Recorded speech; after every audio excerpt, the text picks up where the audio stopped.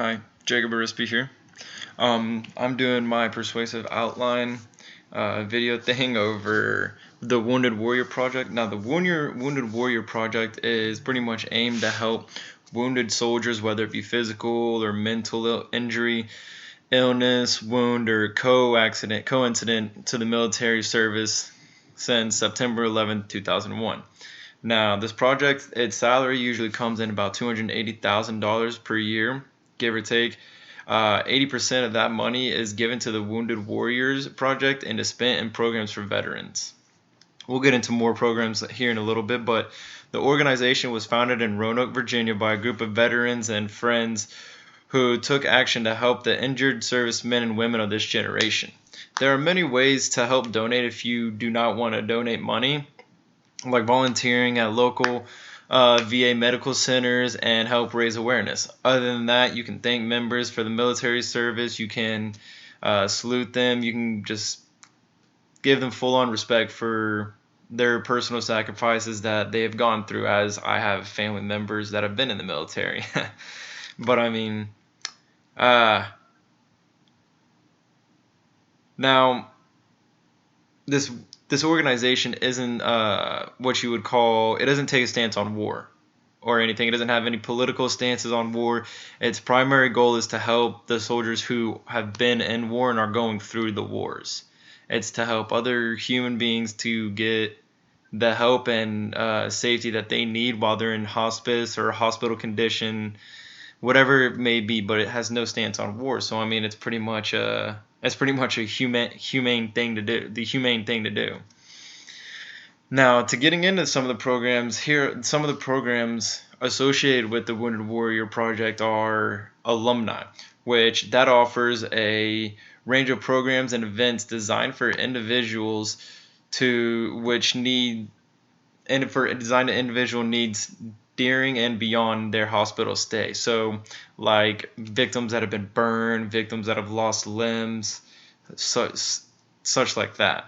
The program offers assistance, communication, camaraderie for wounded warriors as they continue life beyond injury. The next one is the benefit service, which ensures wounded warriors and their families that they have enough information and access not only to government benefits, but also to full range of programs and community resources necessary for successful transitioning to life after injury. Because I mean, you lose a leg in the war, you have to go through hospital, you have to learn how to re-walk again without that limb. You have no feeling in that limb. So it's a whole new way to walk, run. And then say you lost an arm, you have to learn how to go with using one arm the rest of your life, or one hand. Or sadly, people have to learn how to not use their legs anymore. They have to go through the everyday life of being in a wheelchair, and that's something that you just can't get over once you're out of the hospital. You have to learn how to get out of your own bed, you brush your own teeth, do all that without the use of your legs, or sadly the use of no arms. You have to figure out how to do everything with no arms or no hands. It's not exactly easy. So the benefit service is a really good part of this Wounded Warrior Project, and it's a really good program for this that just takes the utmost care for people that have been wounded and such like that. I mean, even burn victims.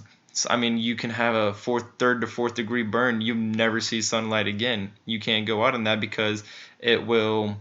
I mean, one touch of sunlight, you're burned. I mean, you're sunburnt to a glaze. I mean, your skin will start boiling. Then you can't go back out, and your skin is just rotten. So I mean, you have to take extra care of yourself, and this program helps that they get that and then get the benefits. The next program you have is the International Support, which provides comfort items to service members that have been in Europe and downrange. This is pretty much for international support, soldiers overseas that can't make it back home yet. They're too hurt, too banged up to make it even back home. So there's stuff provided for them that's sent over there overseas to make sure they have the utmost care until they can make it all the way back home. And now we get into the Wounded Warrior Project backpacks, or packs, however you look at it. These contain essential care and comfort items including clothing, toiletry, calling cards, all designed to make Wounded Warriors Hospital stay more comfortable, make them feel more at home away from home, because they don't get to go home for as long as they're in the hospital, as long as they're injured, as long as their injuries keep them from coming home. And then we have the Resource Center, which responds to specific internal and external resources requests, proactively reaches out to wounded warriors and their family members to engage them in available programs and services. It's pretty much getting them back into everyday life, being away from war, being away from the battle that they've been in. So it's pretty much helping them get back into the everyday life of just being normal again, so to say. But in conclusion, the policy and government affairs provide voice to thousands of wounded warriors that represent at the federal level. Wounded Warrior Project creates and provides for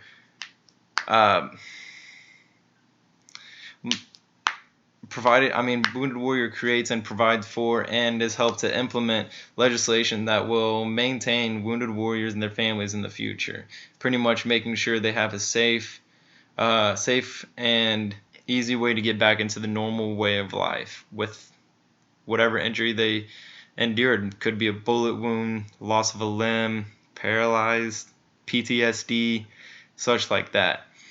These wounded warriors will always be taken care of, and their families will have nothing to be worried about because they'll always be provided for and be essential to get back into their everyday life.